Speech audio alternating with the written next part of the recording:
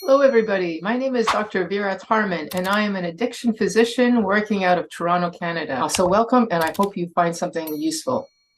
Now, definition of addiction. I'm going to explain to you how addiction develops. And I said we're not supposed to be at the dopamine higher than 200 that often. So here's what happens.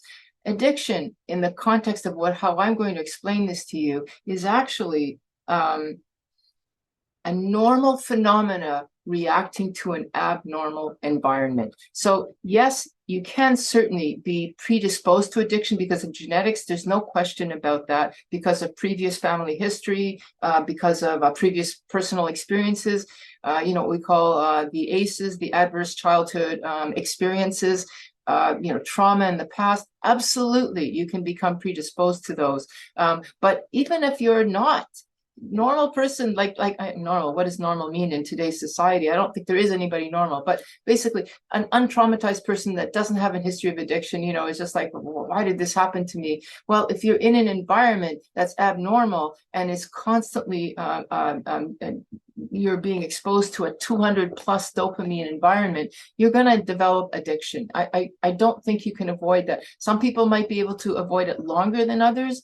That's the example of the guy that's 103 years old and says, well, the reason why I'm 103 is because I drank a bottle of wine every day and I smoked a carton of cigarettes every week. And you just go, how is that possible? Well, they're an outlier by all stretch of the imagination. I mean, that they are outliers. Most people put them in an abnormal environment and they're going to have this consequence. That's why we see anybody and everybody with an addiction.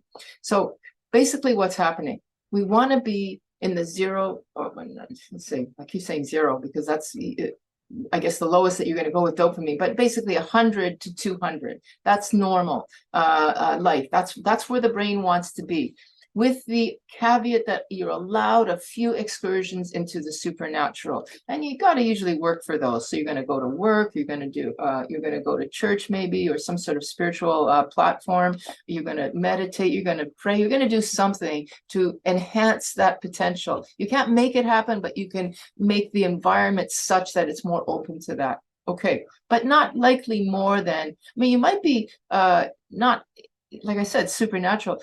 That might get you from 100 to 160 on a regular basis. Great, that's great. And occasionally you dip into the, like I said, the 5 times in your lifetime Maslow experience, peak experience.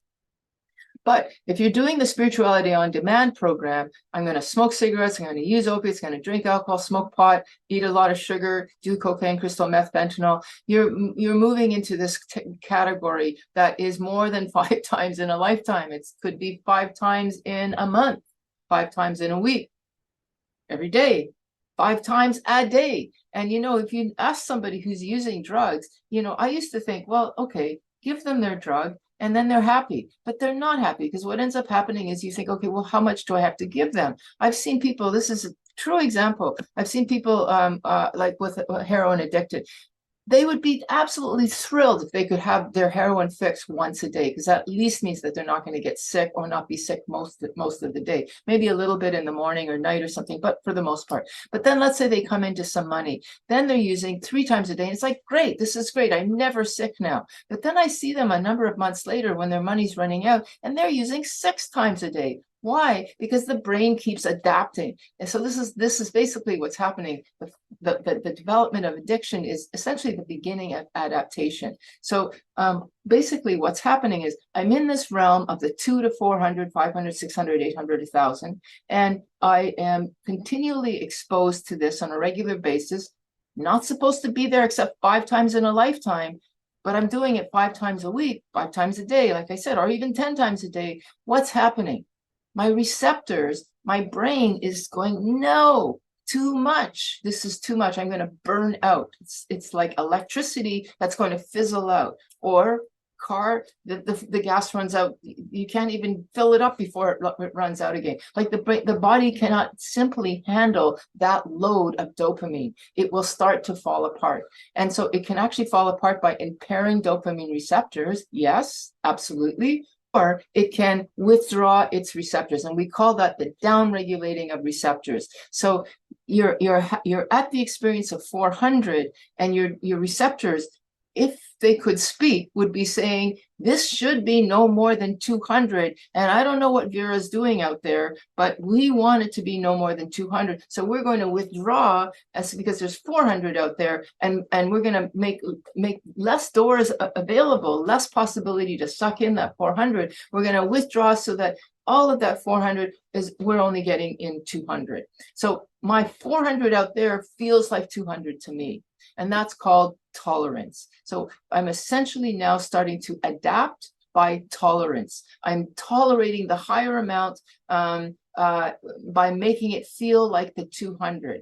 And that's a process that happens with drug use. But guess what? Adaptation, this is what it is, really. This is a natural phenomenon of human beings. We adapt to all new things. New, in brackets, that means dopamine. Dopamine is always the new experience. What is this about? So if I go to a trip that, like, let's say I've never been to a country and I go to that country, I'm excited that first day. My dopamine is really high. I'm not taking any drugs. Nothing is happening. My dopamine is not 100. It's probably 150 as I'm looking at all the different things. But by the end of 2 weeks, it's not new anymore. I've been there. I'm actually ready to go home. I might find something new, but it's not 150 anymore. It's now like 110 maybe. It's not even 100 sometimes. I've become tolerant. I've become adapted to the environment. Everything new is now old. And similarly, what was 150 is now 100. I'm becoming tolerant to my environment, to my new environment. So tolerance happens all over the place. And it definitely happens with drug use, because it's like, get those receptors down, because I want to have my 200 experience again instead of the big time 400. Okay, so that's basically the brain taking care of itself. But it's also the first definition of addiction. So now I've got, I've become tolerant 400, and I need 400 to feel 200. I'm not feeling 400 anymore, but I need it to feel 200 because my brain has changed. It's reduced its receptors, downregulated its receptors. And so now I need 400 to feel 200. So now if I don't have the 400, to feel 200, I'm going to start becoming very focused on, I need that damn 400. What do we call that? Obsession. And this is a second definition of addiction, or second criteria of addiction. Am I craving, obsessing? Because if I'm at 200 and I need 400, I'm wanting the 400. I'm craving the 400. That's craving. So I need that 400. Okay, so now we've got tolerance. As a result, now obsession. But hey, I got into this whole game because I wanted the spiritual experience, and 400 feels like 200. Okay, I got the 400. It's not good enough. I want to feel like I did before at the 400, which now feels like 200. So I got to do 600. That means I have to have more to get the same. And so now, because I'm craving more. It's like this is where the addiction is. I want more. It's like, I want that extra feeling, that spirituality on demand feeling. And in a sense, that's the definition of addiction, is when the person is wanting something more than their body actually requires. So one is a dependence and one is an actual addiction. I want that feeling of 400 and I'm just getting 200, and it's 400 is equal to 200. So I'm going to have 600 so that it'll at least that 600 will feel like 400 used to feel. Well, what happens? The brain adapts even more. Now it's going to withdraw more receptors. It's going to make that 600 feel like 400, which feels like 200. So basically 600 feels like 200. Now I've become even more tolerant, more craving, because I got to do a lot of work to get that 600. And not only do I have to do it, which is the craving, but I also want that spirituality on demand. So I've got to do 800. And so basically, I'm continuing to need more to get any effect, especially my supernatural effect. Now, next definition or criteria of addiction. So we've got the craving, we've got the a tolerance that's developed. If I'm doing 8,000, or pardon me, 800 or 600, even 400, that's, like I said, that's hard on the brain. It's also hard on the pocketbook. It's hard on my social environment. I'm super, super focused. I'm super obsessed. I want this damn stuff, and I'm going to do anything to get it. That kind of stuff causes a lot of disruption in my life, in my mood, in my finances, in my work.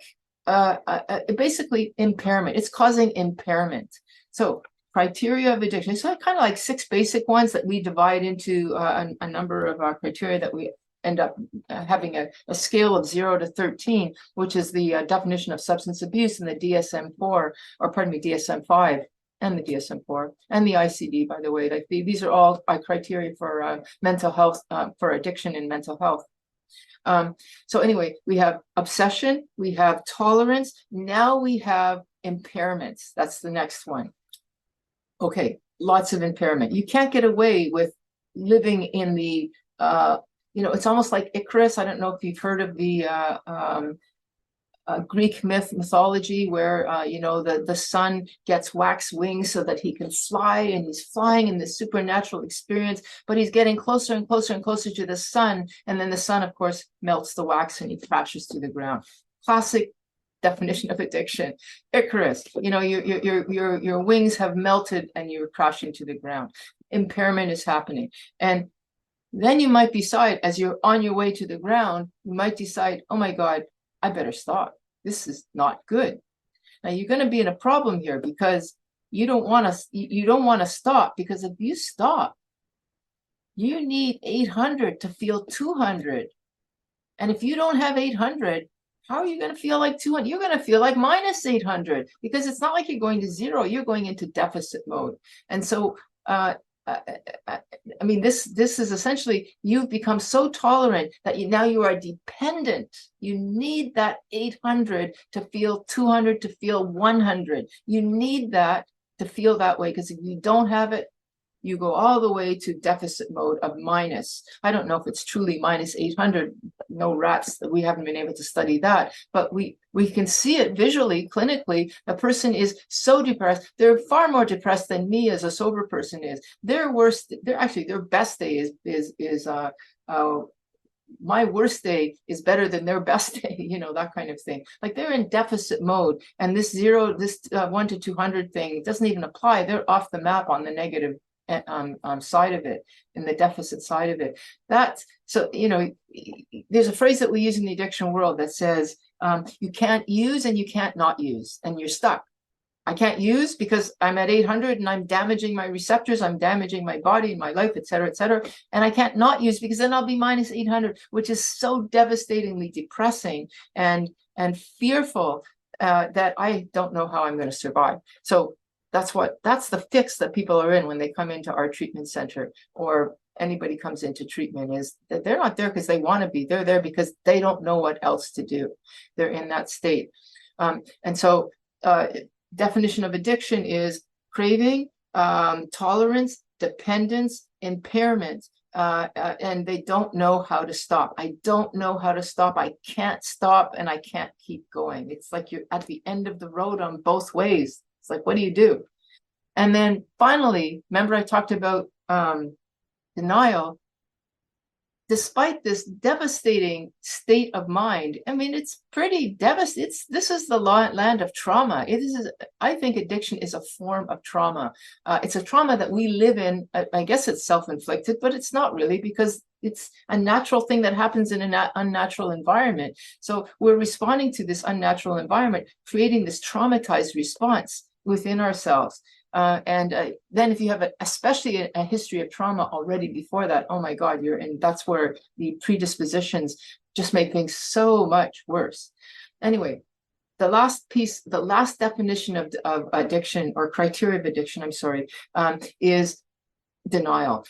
Despite the fact that I'm in this traumatized, miserable state, I'm still going to say, yeah, it's bad. I'm just going to use a little bit, but it's okay. I can stop tomorrow. Or I'm not as bad as it looks, or I can still do a bit more. It's not that bad. Some kind of lie. We have this denial veneer over this pit of trauma. That's the definition of addiction. And if you fulfill those criteria, welcome to the world of addiction.